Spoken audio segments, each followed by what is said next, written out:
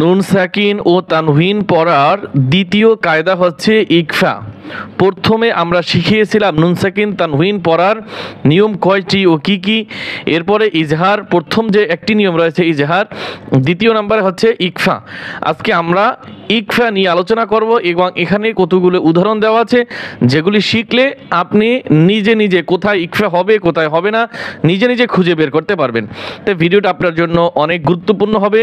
যদি আপনি মনোযোগ সহকারে দেখেন তাহলে অবশ্যই আপনি নিজে নিজে কোন জায়গায় ইকফা হবে না নিজে নিজে খুঁজে বের করতে পারবেন। তো চলুন বন্ধুরা শুরু করি। ইকফা শব্দের অর্থ নাকের ভিতরে লুকাইয়া পড়া। আপনি এটা মুখস্থ করেন, ইকফা শব্দের অর্থ নাকের ভিতরে নিয়া লুকাইয়া পড়া অথবা গোপন করিয়া পড়া। ইকফার হরফ 15টি, যথাক্রমে তা, সা, জিম, দাল, জাল, জা, সিন, শিন, সদ, দদ, ত, জ, ফা, কফ, কাফ। এই 15টি হরফ আপনাকে এমনভাবে মুখস্থ করতে হবে যে ওই যে ছোটোবেলা আমাদেরকে বাবা মা পড়াইছে যে মুখস্থ, ঠুটস্থ, কণ্ঠস্থ। তাহলে এটা আপনাকে এমনভাবে মুখস্থ করতে হবে, কণ্ঠস্থ করতে হবে যেন সিন এটা কিসের হরফ আপনি সাথে সাথে উত্তর দিতে পারেন। ঠিক আছে, তাহলে এটা বেশ অনেকবার আপনাকে পরে সুন্দরভাবে মুখস্থ করতে হবে। আমি কয়েকবার আপনাকে পড়িয়ে দিচ্ছি। তা, সা, জিম, দাল, জাল, জা, সিন, শিন, সদ, দদ, ত, জ, ফা, কফ, কাফ। আপনি কবিতার মতো ভাবে পড়তে থাকেন। অনেকে সুরে পড়ে কবিতার মতো, তাও সাও জিমো দালো জালো জা, সিনো শিনো সদো দদো তও জও ফাও কফ কাফ। আসলে আমি এভাবে পড়া সাজেস্ট করি না, কারণ আপনি কবিতার মুখস্থ করলে হবে না, আপনার এই যে ভেঙ্গে ভেঙ্গে শব্দ করে আপনাকে মুখস্থ রাখতে হবে, কারণ কবিতার মতো করে আপনি খুঁজে বের করতে পারবেন না। তাহলে আপনি যেভাবে সুবিধা হয় আপনি সেভাবেই পড়বেন। তা, সা, জিম, দাল, জাল, জা, সিন, শিন, সদ, দদ, ত, জ, ফা, কফ, কাফ।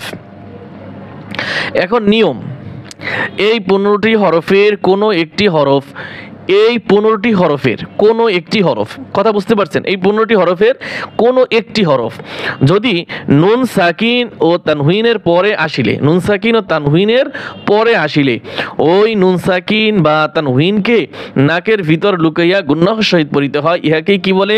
ইকফা বলে। এই যে নিয়ম কয়টা রয়েছে, এই নিয়ম কয়টা যদি আপনি পড়েন তাহলে সুন্দরভাবে বুঝতে পারবেন, কোনো সমস্যা হবে না। ধৈর্য সহকারে ভিডিওটা দেখুন। আমি প্র্যাকটিক্যালে দেখাচ্ছি। এখন হামজা নুন জবর, এখানে কি হবে? ইকফা হবে। কি হবে? ইকফা হবে। এই যে দেখেন হামজা নুন জবর, নুনের উপরে কি আছে? জজম আছে। এখন এই জজমওয়ালা নুনকে কি বলে? নুন সাকিন। নুন সাকিনের পরে যদি ইকফার হরফ আসে তাহলে নুন সাকিনের পরে কি হরফ আসছে? ফা। ফা কিসের হরফ? খুঁজে বের করেন। তা, সা, জিম, দাল, জাল, জা, সিন, শিন, সদ, দ, ত, জ, ফা। ফা কিসের হরফ? ইকফার হরফ। তাহলে এই নুন সাকিনের পরে ইকফার হরফ আসে। এখন আমাদের কি করতে হবে? নাকের ভিতরে নিয়া গুন্না করতে হবে, লুকাইয়া পড়তে হবে। হামজা নুন জবর, এভাবে গুন্না করতে হবে। হামজা নুন জবর, ফা পেশ ফু, ফু, সিন পেশ সু, ফুসু, কাফ মিম পেশ কুম, ফুসুকুম, ফুসুকুম। ফা জবর ফা, হামজা নুন জবর, এখানেও কি হবে? আগের মতো ইকফা হবে। এখানেও নুন সাকিনের পরে জাল আসছে, নুন সাকিনের পরে কি আসছে? জাল আসছে। তাহলে কি হবে? ইকফা হবে। ফা জবর ফা, হামজা নুন জবর, ফা, জাল র জবর জার, ফা, জার, তা পেশ তু, কাফ মিম পেশ কুম, فأنذرتكم، فأنذرتكم। খ ইয়া জবর খই, র দুই জবর রন হবে নাকি র দুই জবর রং হবে? কি হবে? এখানে দেখেন দুই জবর, দুই জবর, দুই জের, দুই পেশকে কি বলে? তানউইন বলে। আর এই যে ইকফার নিয়ম হচ্ছে দুই জবর, দুই জের, দুই পেশকে কি বলে? তানউইন বলে। এই তানউইনের পরে দুই জবর, দুই জের, দুই পেশকে তানউইন বলে। আর এই তানউইনের পরে যদি ইকফার হরফ আসে, নুন সাকিনের পরে ইকফার হরফ আসলে যেভাবে গুণ্য হবে, তানউইনের পরেও যদি ইকফার হরফ আসে ঠিক সেভাবেই গুণ্যটা হবে। তাহলে এখন এই যে দেখেন তানউইন এর পরে কি হরফ? কাফ।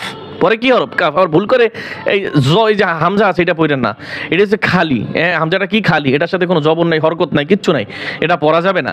যেমন হামজা লাম ইয়া, কিছু কিছু জায়গায় এটা লেখা থাকে কিন্তু পড়ার সময় আসে না, শুধু লেখার সময় আসে। তাহলে এখানে কাফ আসছে, কাফ কিসের হরফ? ইকফার হরফ। তাহলে কি হবে? গুণ্য হবে, ইকফা গুণ্য। খ জবর খ, র দুই জবর রং, গুণ্য হবে খয়রং। কাফ জবর কা, সা ইয়াজের সি, এক আলিফ টান হবে খয়রং কাসি। র দুই জবর রন। এইখানে আরেকটা নিয়ম আছে, নিয়মটা হচ্ছে দুই জবরের স্থানে যদি অক্ফ করে তাহলে মধ্যে এওয়াজ, আমরা গত ভিডিওতে আলোচনা করেছি মধ্যে এওয়াজ নিয়ে। এখানে মধ্যে এওয়াজ হবে, টান হবে, র আলিফ জবর র, এইভাবে টান হবে খয়রং কাসীরা, খয়রং কাসীরা। নুন আলিফ জবর না, এক আলিফ টান হবে, র দুই জবর রং, গুণ হবে। তানউইনের পরে কি আসছে? তা আসছে একবার হরফ, নারং, তা জবর তা, লাম য জবর লাউ, তা লাউ য খারা জবর য, তা লাউ য, নারং তা লাউ য, নারং তা লাউ য, নারং তা লাউ য। কফ ওয়াও জবর কও, লাম দুই জবর লাং, কওলাং, কওলাং। সিন জবর সা, দাল ইয়াজের দি, সাদি, দাল দুই জবর দান, সাদিদা।